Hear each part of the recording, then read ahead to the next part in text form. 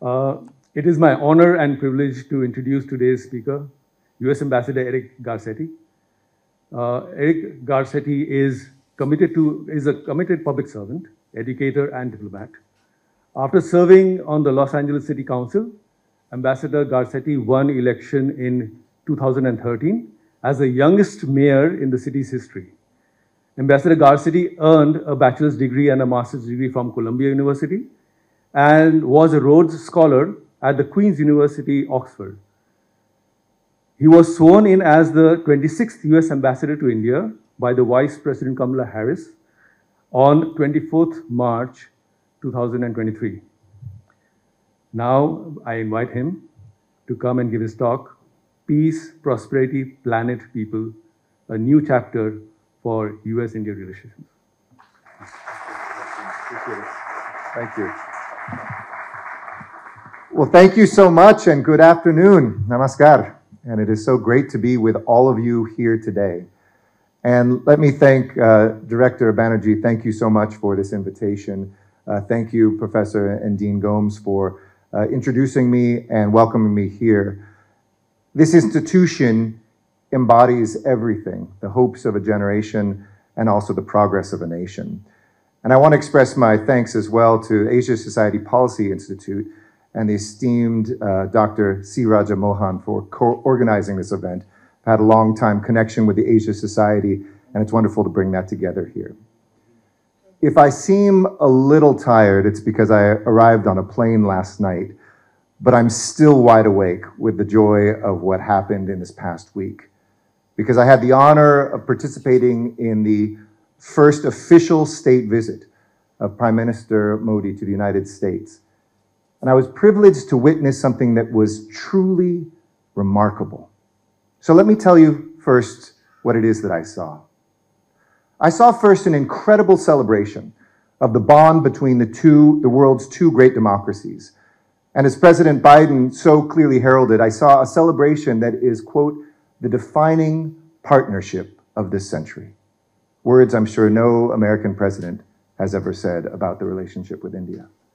And I also saw, vice versa, the unequivocal recognition, as Prime Minister Modi so eloquently said, that the scope of our cooperation is endless and the chemistry of our relations is effortless. I witnessed firsthand the rapport between our two leaders, between President Biden and Prime Minister Modi. I saw the power of transformative friendship. And in some, I saw history being made and history being reframed. This is the moment that we are living through. Now, there can be high expectations sometimes when it comes to US and Indian leaders, when they come face to face. And we all know that visits can be full of good intentions and generate plenty of warm feelings, but not always yield concrete results that actually help our people out and advance our relationship. But for this visit, the answer to that question, would it produce something, was a resounding yes.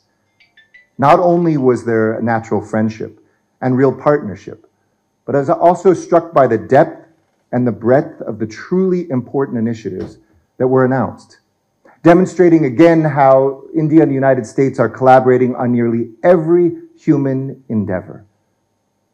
You see, the projects that we are initiating will indeed change our countries, change our people, and change our world. Now, the celebration that I saw was real. From the White House to the Capitol, the American government, across party lines, congressional houses, and the different branches of government, all brought together a fantastic celebration.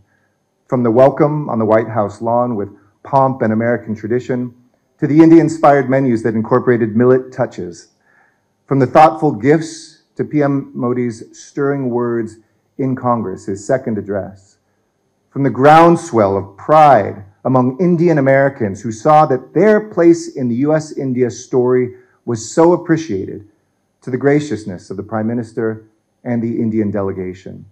It was all so very memorable. One of my favorite images, our director pointed out already. It was Anchal Sharma, one of IIT Delhi's own students, and currently a Fulbright scholar at MIT. She shared a stage with her Prime Minister and our First Lady, Jill Biden. Anchal is drawing on her superb Indian and US educational opportunities to advance her work in assistive technology, which in turn will benefit so many people here and throughout the world. I found Anchal an inspiration, a testament to what's possible when the US and India come together, a future of boundless possibility. In Prime Minister Modi's words, a future where the potential of our synergies is limitless. After such an amazing and auspicious, hope-filled week, now as I return to India to continue that work, to lead that work here in Delhi together, I'm propelled by a fundamental realization. And it's the recognition that translating our incredible potential together into an incredible reality comes down to us, everybody in this room and beyond, how much confidence our countries have in each other and that our people have in a shared vision. Which is why I'd like to underscore my remarks today with a simple Hindi phrase, Sapne Sakar Karna. Sapne Sakar Karna. Making dreams into reality. Thank you for your generous applause. Just a little bit of Hindi. But I'm a huge fan of this idea. Because as many of you know, I come to Delhi from California. California, a place in America that distills the place where people dream big and a place where big dreams come to life. From that Hollywood director who transformed a story of cross-cultural discovery set across the stars into Avatar, still the highest grossing film of all time, to Astrolab, a California startup company that reimagined all-terrain travel to help astronauts move across the surface of the moon, to my own hometown of Los Angeles, which will soon realize its dream of uniting the world through sport when the city hosts for a third time the Olympic Games and for the first time the Paralympic Games in 2028. Globally, just like Los Angeles, the United States has shown time and again, when we are at our best, that through imagination, through great spirit and hard work, dreams can come true. But I don't think I need to convince any of my Indian friends about this, because India is increasingly a place where dreams become reality every single day.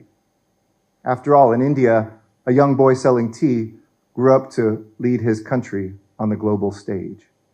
In India, a Santali teacher rose up to become president of her country. Interestingly enough, in the United States, it's the son of a blue-collar, unemployed worker and the daughter of two immigrants who lead our country as well.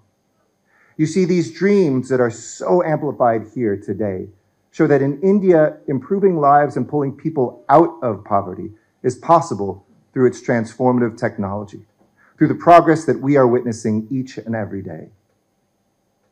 Our countries have so much in common because the Indian dream and the American dream are two sides of the same coin. We share the same vision. Our people want to achieve success for our communities, success for our families. We embrace possibility, new opportunities, new knowledge, and a chance to make a difference. We want to leave the world better off than we found it and more secure than we know it to be, not just for ourselves, not just for our countries, but for this entire planet. The other thing we share is that our connections are very personal. People keep asking me what's changed since I first came here as a teenager. So much has, but what hasn't changed is the warmth of this country, the affinity and friendship that for me as a Californian and an American feels so much at home. And we're linked by a diaspora community that is more than 4 million strong in the United States, through educational and business connections, an appreciation for each other's cultures, and our friendship. It's growing stronger with our shared experience and our shared ambitions. And we see the results of this friendship every aspect of our relationship. Let me share just a few statistics that underscore this. Last year, 1 out of every 5 US student visas issued worldwide went to an Indian student. And over 200,000 Indians are now studying in the United States. The United States last year became India's largest trading partner, with more than $191 billion in two-way trade. India conducts more military exercises. Right up there, you can see it, with the United States than it does with any other country. More than 450 Indian nationals work at the United States National Institutes of Health Intramural Laboratories, which is the highest number of biomedical scientists from any Asian country currently at our NIH. And in the United States, more than 20 elected and appointed government officials proudly claim Indian heritage, not least of whom is, of course, the second most powerful person in the United States and the daughter of India, Kamala Harris. Indian origin CEOs had many of the United States' largest and most iconic companies. One friend joked, it used to be an impediment to becoming a CEO if you were Indian American. Now it seems to be a requirement. In fact, Alphabet, Google, Microsoft, Starbucks, Adobe, some of our most iconic companies, more than 10% of Fortune 500 company CEOs are of Indian ancestry, even though Indian Americans are just 1% of the population. And within the past 6 months, 5 members of the US cabinet, President Biden's closest government advisors, have come right here to meet with their counterparts in India, and more visits are planned. So in sum, the Prime Minister's visit crystallized that our partnership is accelerating at a breathtaking speed and having an undeniable impact. But that raises an interesting challenge. You see, in so many areas, we're cooperating more closely than we ever imagined that we could. So what do we do when our partnership's achievement outstrips our earlier expectations? Of course, this is a great challenge to have. And luckily, I believe there is a simple answer. It is time, my friends, for us to reframe our vision, to reset the moment, and to dream an even more ambitious reality, and then make it real. Because I come from Hollywood, the land of the sequel, where the story is everything, and we're always asking in every movie, what happens next? So today, distinguished guests, colleagues, that's my question to you. When it comes to the United States and India, what happens next? How do we frame this new vision, one that recognizes past achievements and builds on our long-standing shared values to create a better future? How do we prioritize new starts and invest in new opportunities? And how will we accommodate difference, even as our friendship becomes closer? For us to prosper further, how do we transform old patterns and systems in our government and between our businesses?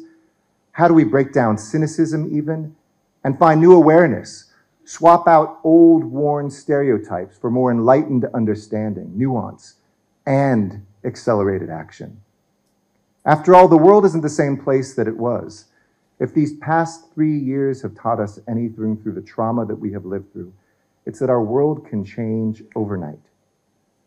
And while we've made it through to the other side of the pandemic, we are painfully aware of our mutual vulnerability globally.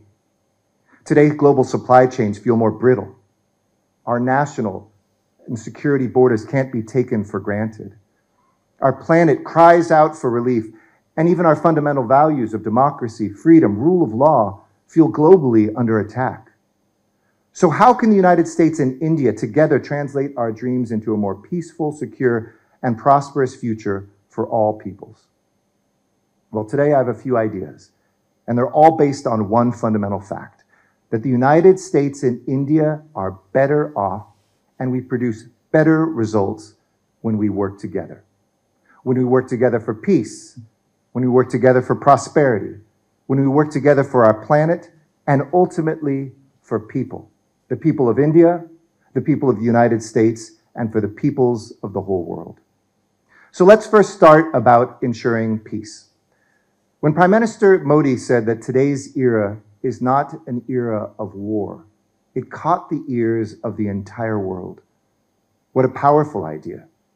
What a necessary idea. And President Biden has spoken about this moment being an inflection point, one in which freedom must be fought for, one in which it is worth fighting for. Of course, a lasting peace isn't just something that happens. It has to be carefully built and nurtured, fought for, as our Vice President said so powerfully at the state luncheon. And luckily, the United States and India have the power to set an example to build this more peaceful world in the Indo Pacific region and beyond. A key component of peace is protection. As we've unfortunately seen over the past 3 years, we live in a world where countries ignore sovereign borders. They advance their claims through violence and destruction. This is not the world we want. This is not the world that we need.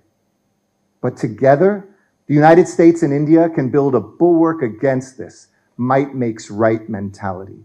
Working together, the world's two largest democracies can bolster the security, the stability, the prosperity of the entire world.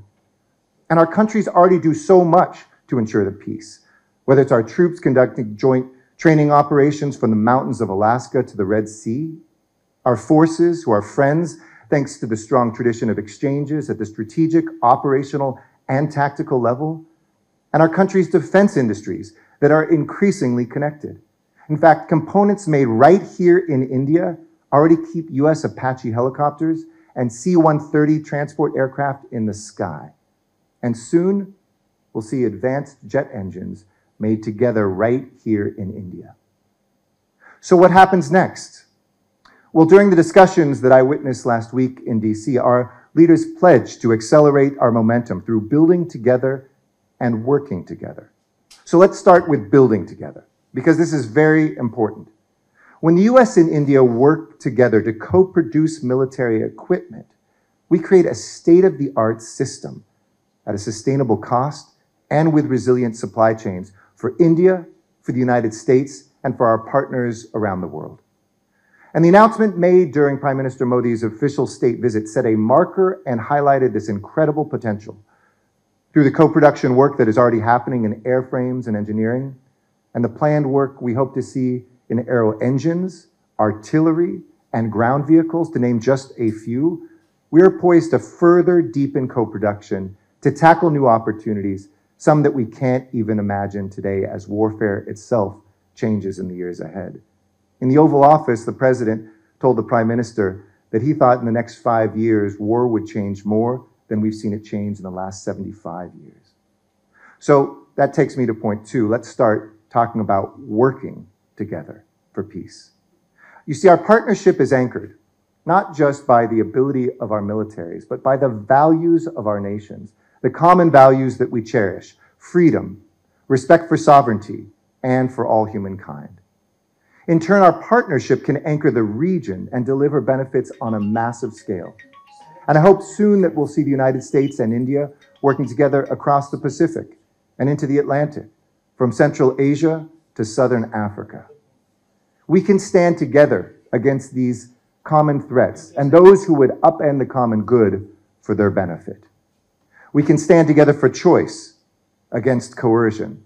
We can stand together as a force for stability to avert regional and global crisis. And we can deploy our ships together in the Pacific and Indian Oceans and even beyond to ensure maritime security for all. And we can employ our air forces across the Indo Pacific region to ensure freedom of the skies and the seas, and to jointly respond to humanitarian crises from the Sahara to the Pacific Islands. We can coordinate our land force exercises across regions to bolster the sovereign defense of all countries who want to work with us. And these are the opportunities fully within our control now as major defense partners. We have so much momentum to build from.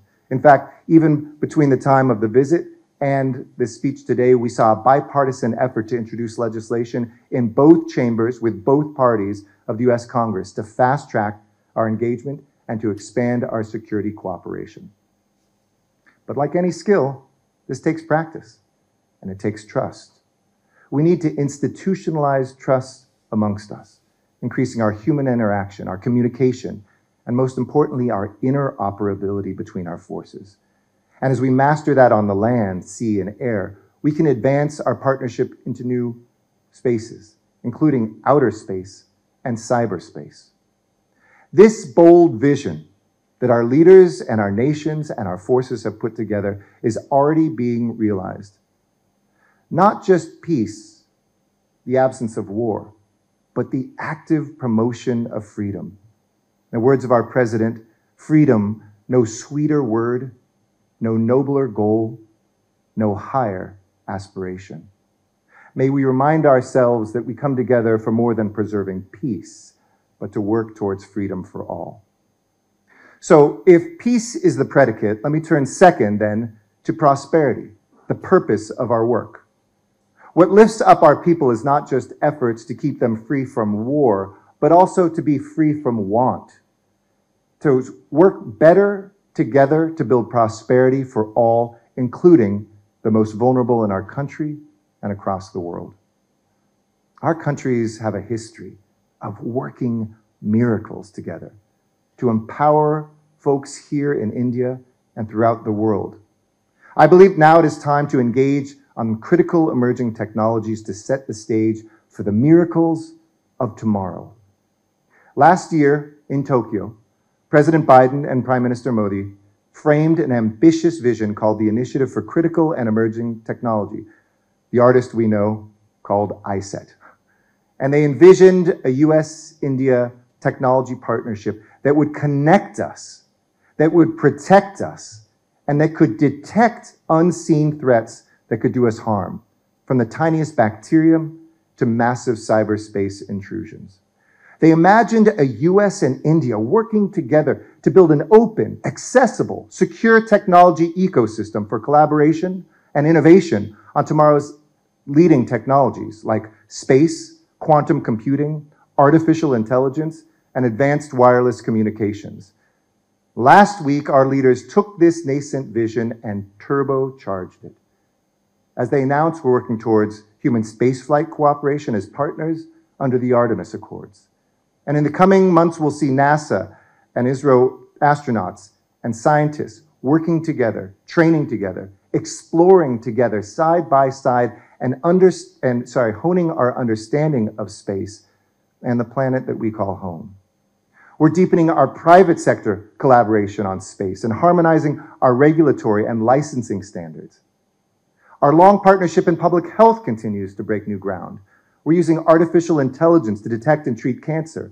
I told Prime Minister Modi about the app that we have, funded partially through US aid, to cough into a phone here in India and detect tuberculosis with 80% and increasing efficacy, so that we can achieve by 2025 the goal of India to eradicate tuberculosis. Thanks to the great work of Dr. Pooja Mukul. Where is Dr. Mukul? I know she's here with us here today. Right here, there you are, behind my, why don't you stand up for a second so we can recognize you. Please give her a round of applause. You are the embodiment of what this work is about. Our country's private sector engineers are partnering to provide mobility to individuals across the world who are most in need through prosthetic knee replacements that cost less than $100. This is good for India, this is good for America, this is good for the world. And there's the prosthetic. You can hold it up there, say it right there. Produced right here through that collaboration. Dr. Mukul, your work stands as a clear example of the invaluable contributions that women working in STEM professions make to the prosperity of both our peoples. And as we expand our workforce participation and education and empower women across all sectors, we're going to unleash the power of our economies. There's so much more to come. And with technology, true power comes from interoperability. But luckily, our shared experience, the United States and India now have a tremendous base of interoperability to work from. You see, as democracies, we believe that the design and use of technology should be informed by our democratic values and respect for human rights. Unfortunately, we live in a world where not every country shares that vision. There are those who would rather use technology as an authoritarian weapon, use it to intimidate their neighbors, control their own citizens, which is why we are working with India to diversify and to deepen our supply chains with trusted partners that reduce dependencies that put our people at risk. In fact, in March, my dear friend, Secretary of Commerce Gina Raimondo, and Commerce and Industry Minister Piyush Goyal launched a partnership to make our semiconductor supply chains more resilient. And we saw the fruits of that labor just last week when Micron, Applied Materials, and LAM Research announced agreements to collaborate with India on semiconductors. And just a few weeks ago, our leaders convened the inaugural meeting of the India-US Strategic Trade Dialogue, which focused on ways that we could facilitate access to trade and critical technologies while maintaining the necessary controls to prevent their misuse. The Strategic Trade Dialogue is a crucial part of this technology vision, laying a secure foundation for us to collaborate and innovate on space, semiconductors, artificial intelligence, and so much more. On the US side, there's a revolutionary transition underway to ease India's access to these critical technologies. We've given that a lot of lip service in the past, but now it's becoming real. And as founding members of the Indo Pacific Economic Framework for Prosperity, or IPEF, we can also work as partners to come up with standards, increase prosperity and interoperability across our entire region. You see, IPEF connects the United States and India with 12 other key partners across East and Southeast Asia to promote these economic opportunities. And working together with our IPEF partners, the United States and India can increase the prosperity of our own people and create opportunities for the entire world. And of course, together with Australia and Japan, our countries act together as a quad, addressing these same challenges across the Indo-Pacific region, from healthcare to maritime awareness to cybersecurity. And last week, we put down our trade swords and forged them into plowshares, reducing tariffs on US agricultural products like almonds and apples, while providing fewer barriers to Indian steel products.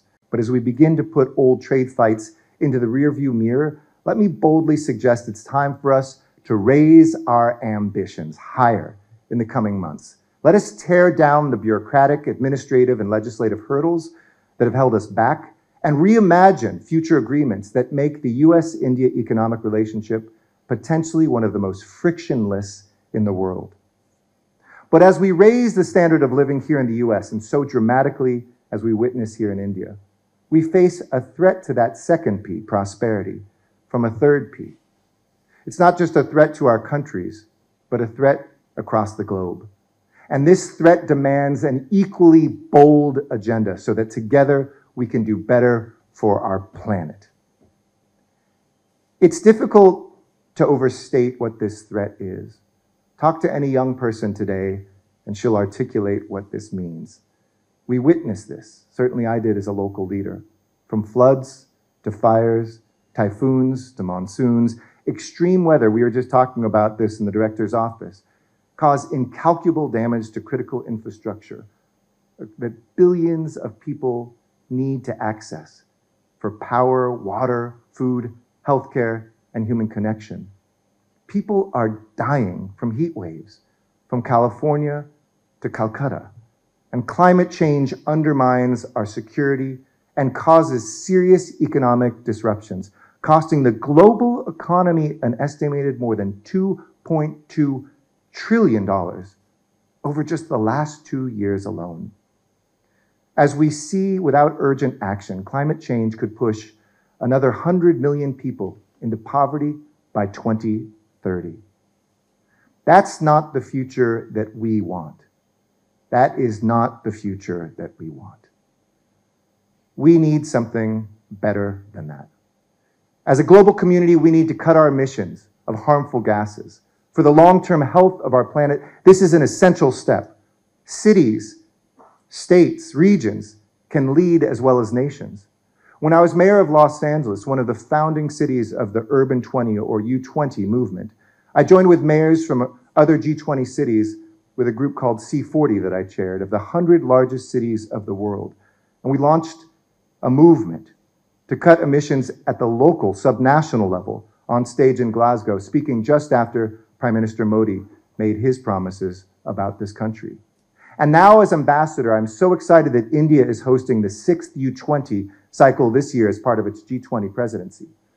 That G20 theme of one Earth, one family, one future recognizes how local action, partnered with global leadership, can drive positive, lasting change. You see, it's our city, town, and village residents, after all, who experience our economies at the ground level as they start new businesses, search for new jobs, spend time stuck in traffic, and strive for clean air, clean water, and housing for their families. Our cities need the health and the infrastructure investments that they deserve. Those of you in Delhi and India's other major cities well appreciate this urgency. So how do we put this intention into action?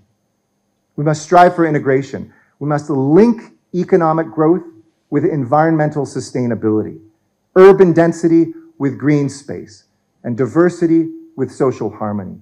Now is the time to harness our technology to make our environmental agenda a reality and work together to save our planet. I'm so pleased to see our countries collaborating so closely in this space through our efforts in the India-led Solar Alliance, for example, through US government support for groundbreaking companies like First Solar in the state of Tamil Nadu. And last week, our leaders emphasized our shared vision to rapidly deploy clean energy at a scale and highlighted our plans to accelerate cooperation in green hydrogen, offshore and onshore wind, and other emerging technologies.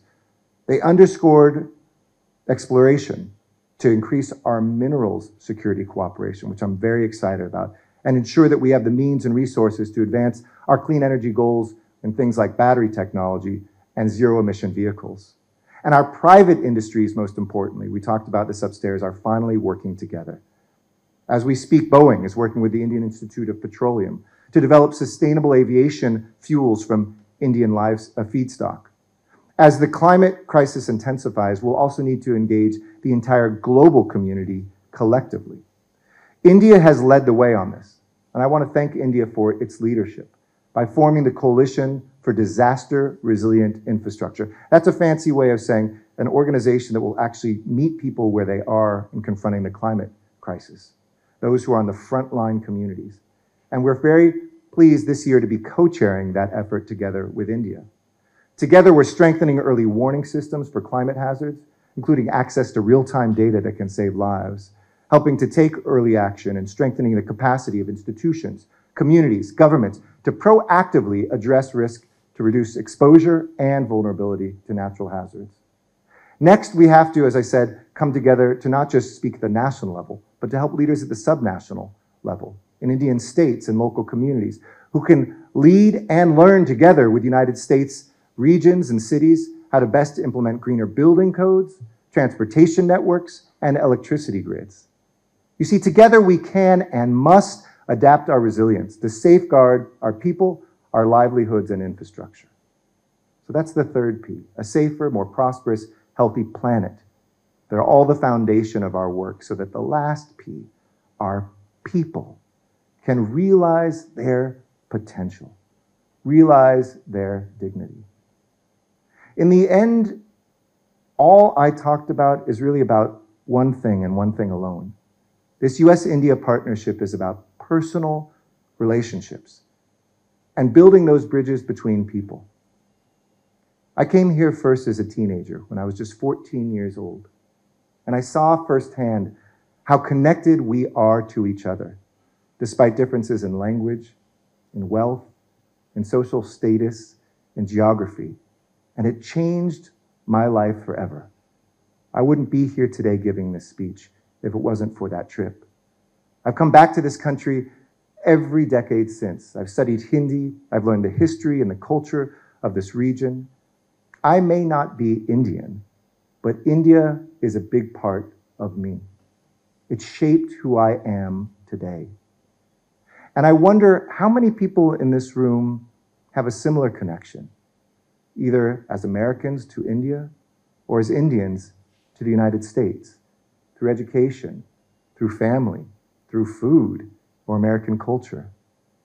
I would venture to say all of us in this room have that people-to-people connection. Now multiply those in the United States by 4 million, one for each member of the Indian American diaspora currently living in the United States, and that's the power of our people-to-people connection. It drives everything that we do. So my goal as ambassador is to make these personal ties from the United States to India even stronger, to give as many people as possible in both countries the opportunity to have the same life-changing experience that I did. I see students in this room today, and I'm always inspired by your dedication. I want you to have every opportunity to realize your dreams. The Indian diaspora in the United States is so strong, so vibrant, that Indians generally know the United States better than Americans know India, and that has to change. I think Americans, are missing out. So I want to bring more Americans to India to study, to research, to work, to visit. When our country's leaders announced the expansion of scholarships to encourage American students to come study here in India, including under our joint Fulbright-Nehru Educational Exchange Foundation, it laid a clear marker that we're coming and we can't wait. And the US Department of State is also working with Indian academic institutions to develop compelling study abroad programs with US colleges and universities. The director and I were talking about research opportunities that we should be envisioning and capitalizing on. And we forged a new joint task force to do just that, linking the Association of American Universities and leading Indian institutions to expand these research and university partnerships. We're working with the government of India to help make it easier for US universities to have a presence here in India, to create joint degree programs, to foster joint research programs in STEM fields, as well as upskilling opportunities through community colleges, something that the Prime Minister witnessed in his time with the First Lady. We are thrilled that so many Indians want to experience the United States directly, whether it's studying, whether it's investing, or whether it's just seeing family or friends, or even visiting the many wonders of the United States. We'd like to see the number of Indians coming to the US grow.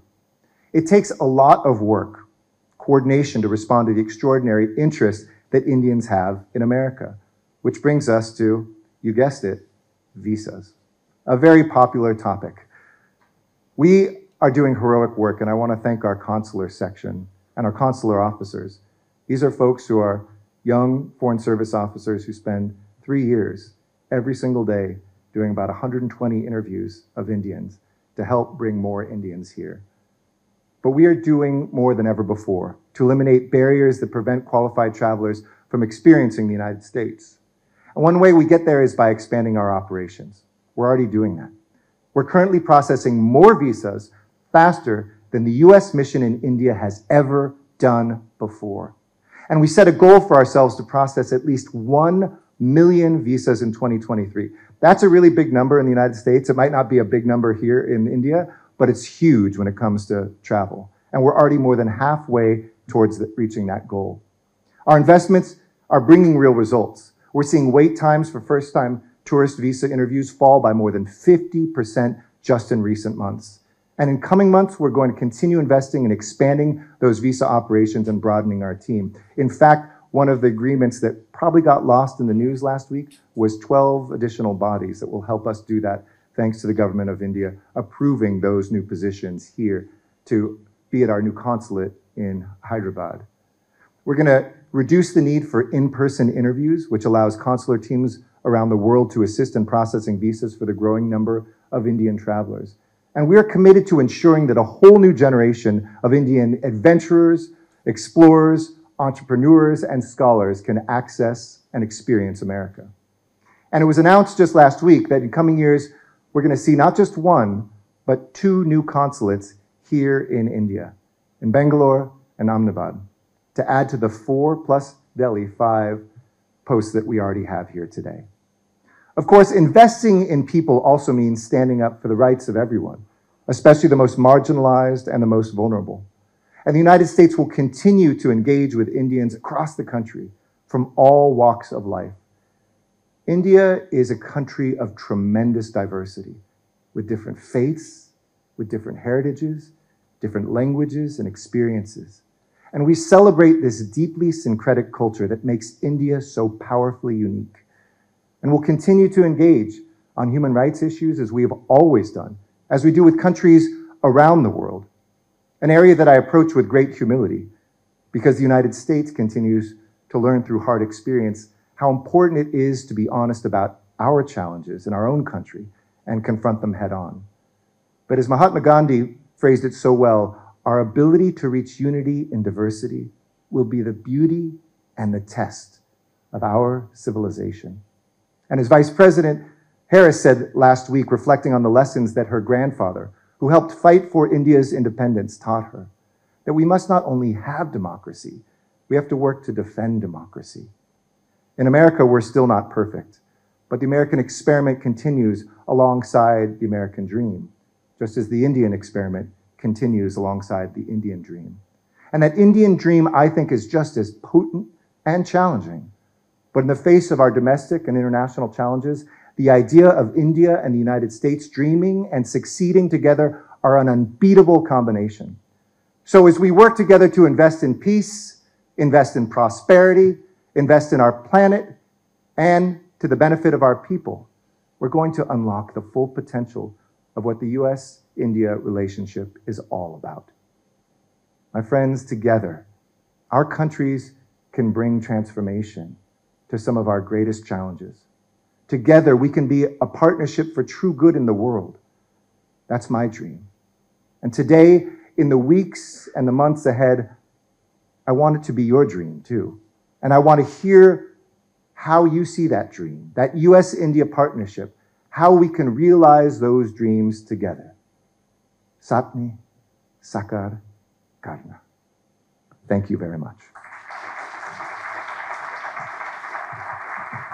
Okay, let me welcome you to this interactive session. I'm Raja Mohan with the Asia Society Policy Institute.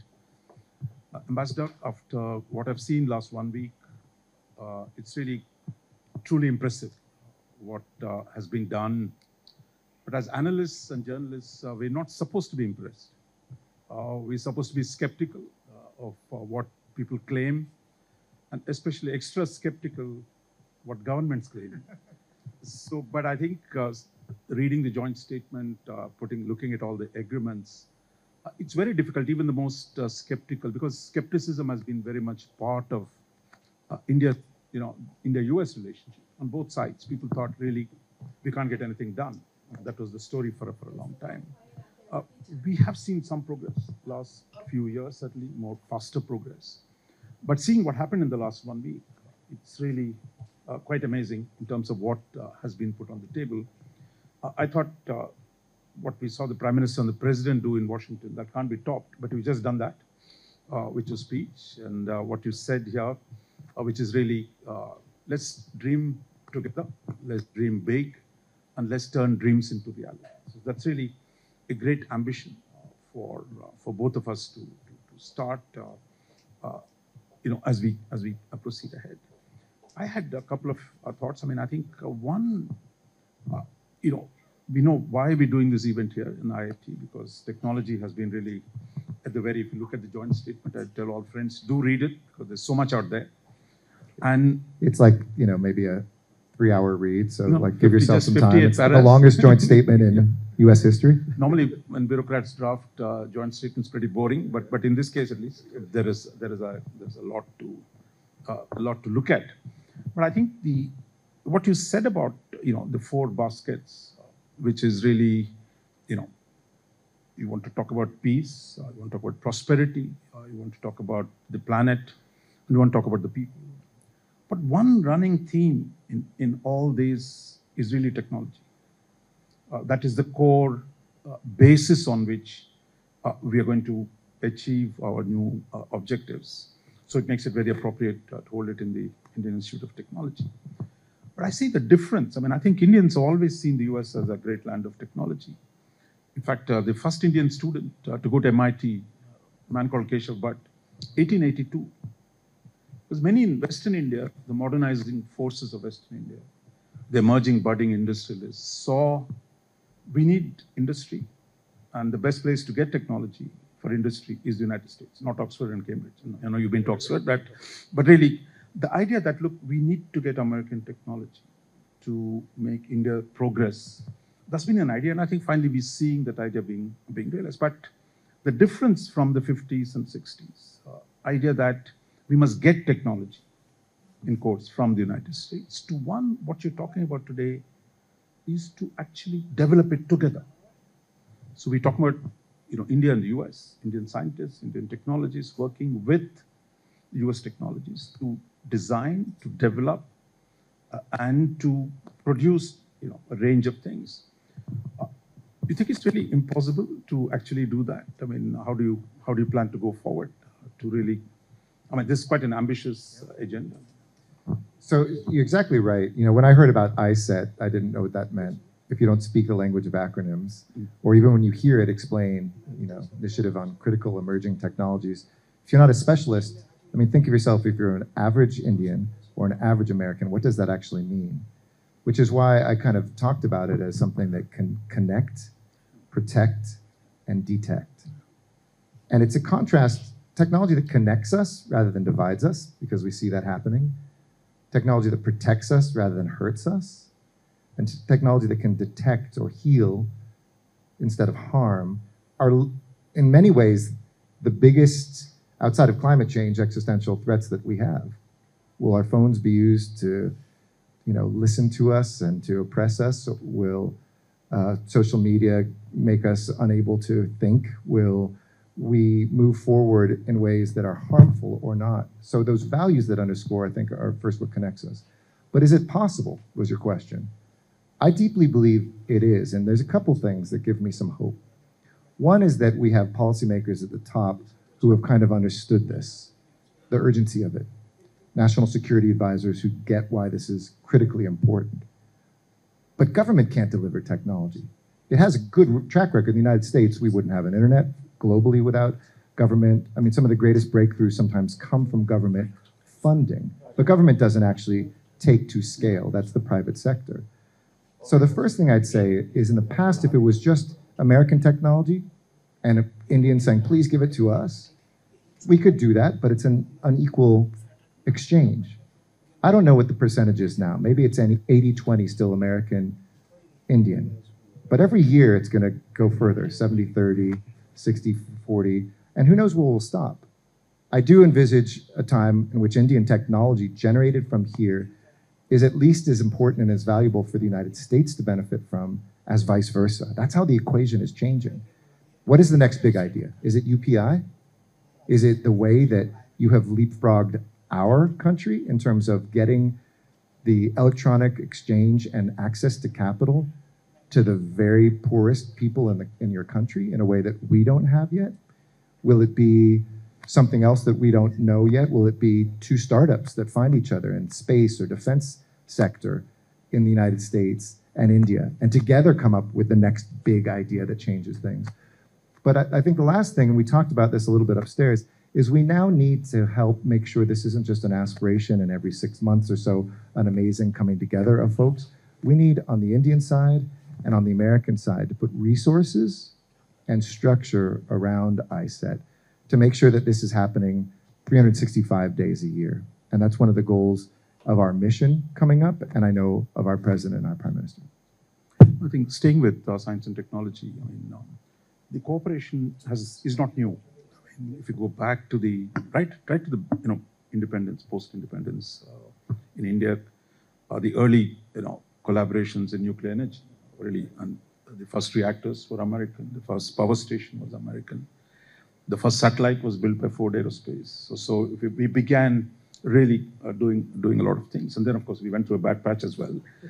But today, the change, I think, is from being a boutique interface. It's really a few government agencies talking to each other, small communities interacting, and then they got into trouble on a whole range of issues.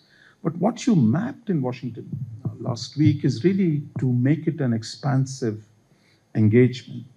We saw the two leaders, President Biden and Prime Minister Modi, sit with the business guys from both sides. Sorry, not just guys, they were gals as well, telling the business folk that, look, now is the time to work together. It's rare that two leaders sit together with the CEOs and say, we have the political support, we want you to work together. Then we saw the index where defense startups coming together in Washington. So this is really entirely a whole different communities. And then you talk about universities coming together to work together at the labs.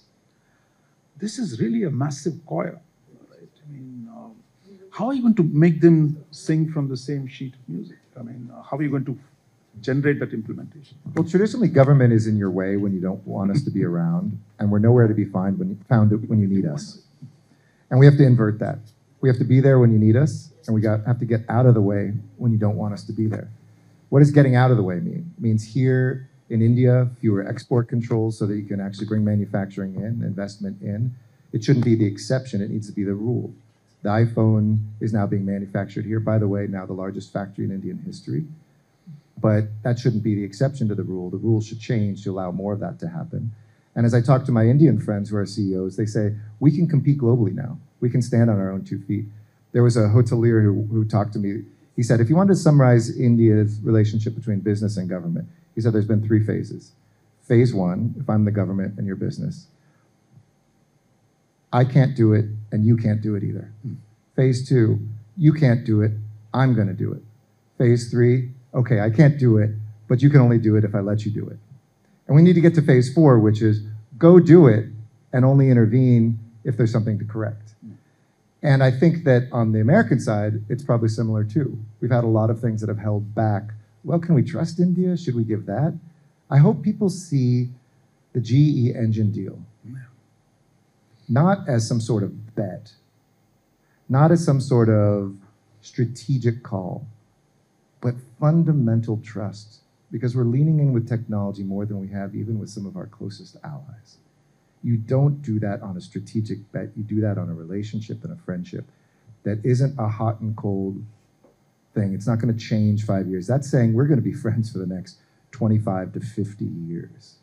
So I think that it's really important for us to find those spaces and those places. And I have to tell you, when I was around that table in the East Room of the White House, and you had Indian and American CEOs, take Google, for instance.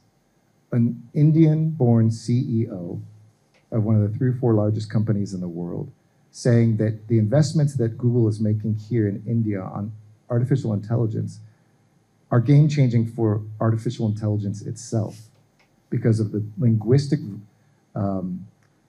diversity of India. What you can test here is unlike anywhere in the world, and they're putting billions of dollars behind this. When you see somebody like Reliance Jio talking about bringing green hydrogen to the level we all fantasize about it could cost, I think India is probably the best place where that might actually become a reality and change for the world what the next oil is. So I think we have to get out of the way and let private sector do what it does well. We need to matchmake more often, and then we have to break down the rules that hold us back. Because if we just say 10 years from now, that was really cool, there's like 5 or 6 things that were impactful, that's not enough to change the world and to protect the world. It has to be frictionless, I think, for us to get what we need. Now, before we go to the audience, I mean, just one thought. I mean, you talked about the visas. I mean, India, everyone wants to get a visa to the United States. 2 lucky winners today. No, I can't say that, and Brandon will kill me. No, I think we've seen, you know, what you mentioned in your speech, really promoting movement of Indians to the US. But you also mentioned not as many Americans are coming into India. And you said, look, that's going to be done. We would like to see more American students, more American professionals, more American faculty come in and work in India. I mean, is the Indian system ready, you think, to do that? I think that's going to be a question for India to answer more than the ambassador from the United States. I know that the intention and the will is there among every American university. All of America is waking up to India. Every business is saying, I better invest in India. Every traveler is like, hey, maybe that's a good time to come to India. Every student's like, maybe I should study India. And certainly, as you look at academic institutions, they're saying, we need to have a presence in India. But who gets there first, who gets there best, and who gets there deepest, I think will be up to the partnerships we form. I intend to make our mission even stronger matchmaker. I intend to advocate and to tell my Indian friends, these might be some of the rules that still hold back those possibilities, but I think there's a lot of creativity. I mean, the director and I were talking about this, whether we have joint degrees where you do 2 years in the US and then 2 years in India or vice versa. It's affordable for American students to come here. The level has its high excellence, but it will require Indian higher educational bureaucracy to reform itself to be a little bit more entrepreneurial. Vice versa, it'll require American universities to take greater leaps of faith. I shared that upstairs, and this is nothing against Costa Rica. We'd all love to go study in Costa Rica. More American students study in Costa Rica as university exchange students than India. That's crazy. This is the most populous country in the world. So we can point fingers and get nowhere, or we can figure out ways to join hands. And I think that's going to be more for India to decide, but I can tell you American universities can't wait, and I think American students can't wait to come. Hello everyone, I'm Ravi Pushkar. I'm a final year student of dual degree in the Mathematics and Computing department. Thank you, Ambassador, for your wonderful insight. I have a question on climate-related changes. On climate change, sir, how can the developed countries expect the developing countries to curtail their energy consumption at the cost of their growth, especially when the developed countries are the main polluters? So I have two answers to that. One which you'll like and one which you may not like, but I'm going to say them both. I think the part you'll like is I 100% agree that, and when I led C40, which was the global organization for cities, we need to disproportionately be allocating resources to the developing world, the so-called global south, to help implement the transition away from dirty fossil fuels and to allow them and enable them and empower them as they're building out new transportation systems, buildings, electricity grids to be greener. It is an imperative for all of us. If the developed world doesn't see that, if we don't bring real dollars, if we don't bring private dollars in, we will not achieve our goals. But the second part of the answer is we shouldn't let the argument against be an excuse to go slow in the developing world, which sometimes it is. Well, you got to develop. Come back to us in 50 years after we burn a lot of coal, and then we'll talk to you just as UK, US, everybody else did.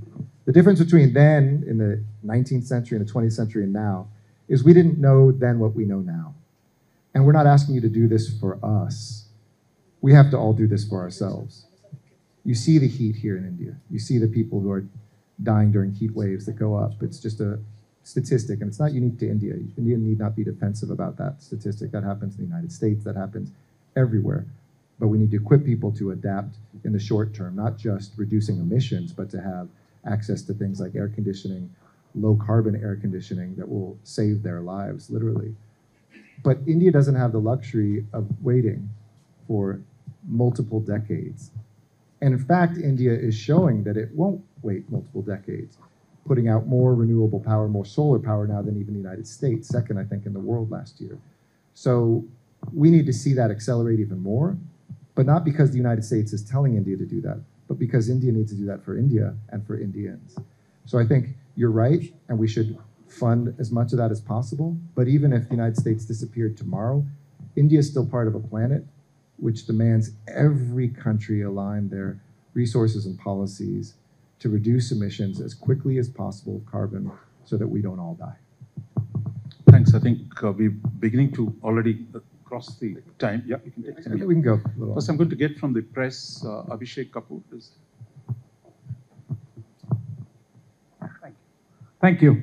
Good afternoon, Ambassador Abhishek Kapoor from Republic TV. Good to see you. Good to see you too. And if I could pick from Martin Luther King, your speech could be called "I Too Have a Dream." And coming to the question now, the United States has been pivoting to India for a while now, a decade and more, from the tentativeness but high on optics visit of President Clinton to President W. Bush being panned for giving the nuclear deal in exchange of mangoes. And then we had President Obama, of course, wondering if $100 billion was a big enough target or big enough ambition for India-US trade. And then we had Prime Minister Modi in 2016 at the Capitol in his joint address saying that there have been hesitations of history. Has the time come to forget them? And now, in his latest address, he said, sky is not the limit. According to you, what's really changed? As the American hymn goes, something gotta give. What has really changed that makes you believe that the time has come now when India and US are going to have the most defining partnership? What has changed in the last few years? It's a great question and great context historically. I had this conversation with my own team this morning where I said, I bet there's been a lot of people in this same room, because the embassy's been around for many decades, who have come here the day after a big something has happened in US-India news saying this is the biggest day ever in US-India history. And I don't want to be so naive to think that our day is bigger than theirs. But I think quantitatively what is undeniable is that the acceleration of this relationship is never been as fast as it is today, and the level of trust has never been as deep as it is today among two countries as equals. Relationships are difficult. I think there are relationships around the world based on convenience that have no limits. We're a relationship based on friendship that for too often has put limits on ourselves.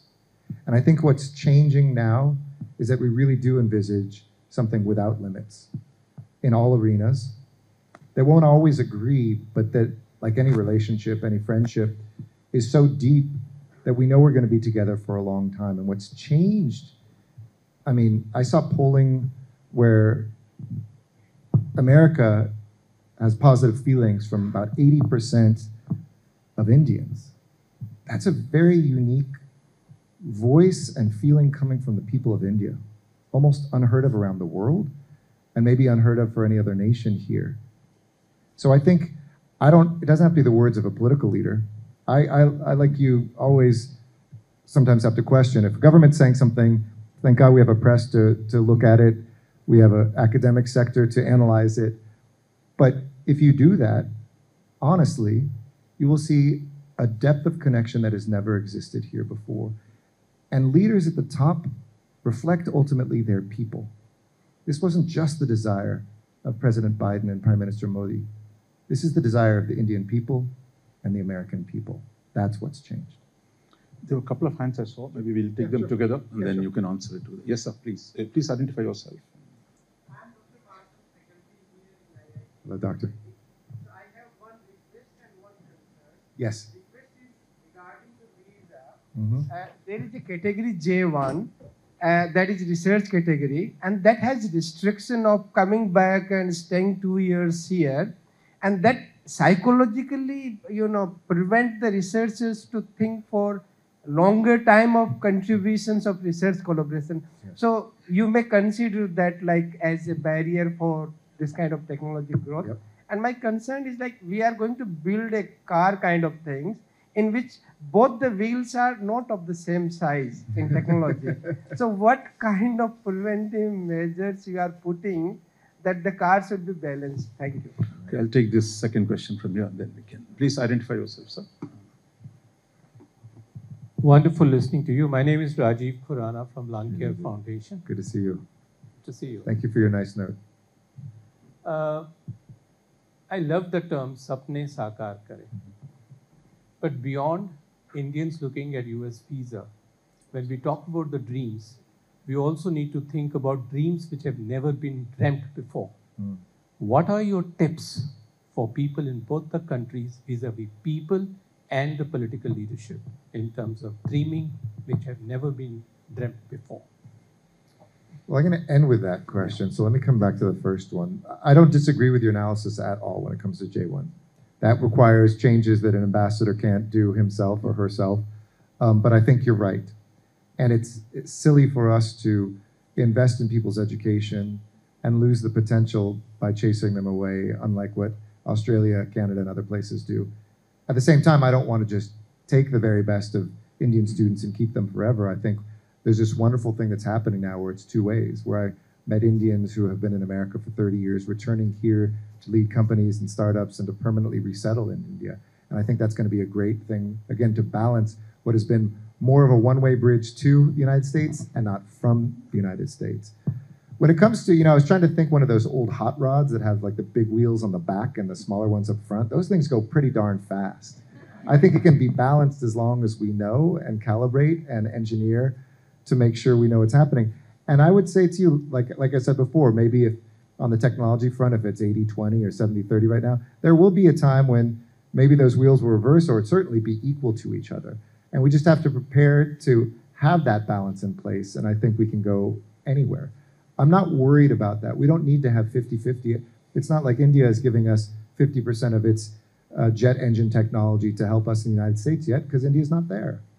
But like I said, maybe it's UPI, maybe it's something in the digital stack where we're going to see something and it will transform the United States for the first time coming from India. And I can't wait for us to have that moment. And so when it comes to the dreams, and I'll end with this, there's a poem I shared with the staff when I first got here, the team India, that, is about the poet Andrea del Sarto, who was an artist in Italy. And there's a line in this poem by Robert Browning, and it says, "A man's reach must always exceed his grasp." We live in 2023, so a person's reach must always exceed his or her grasp. And I loved it. It was so powerful. I read it when I was mayor, and I thought, think of the challenges that we try to overcome. And those who have come before us. Think about the generations that rose up here in India to fight for freedom and against colonialism, but died before they could taste that freedom, but that one day others would live.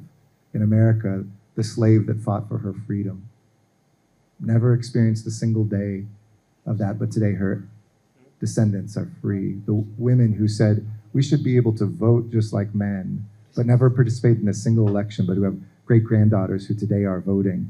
Folks who fight for marriage equality. This is Pride Month. I know that's before the Supreme Court here, and we went through that in the United States.